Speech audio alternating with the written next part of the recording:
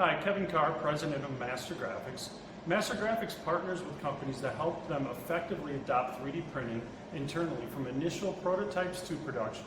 Our focus is to partner with companies to help them assess their internal product development steps through production to see if there's an area that 3D print can be used effectively.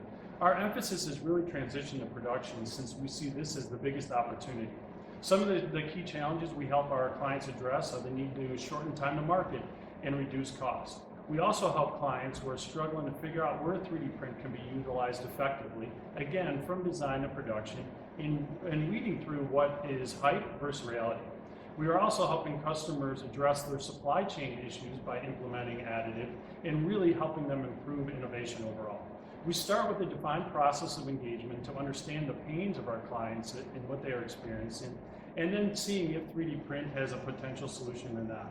We represent a number of the industry 3D leaders, including HP 3D, Ultimaker, 3D Systems, InDimension, to name a few.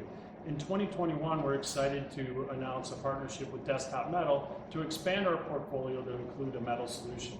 This range of solution allows us to offer our clients an effective solution more times than not, and we're passionate about how additive can help our customers.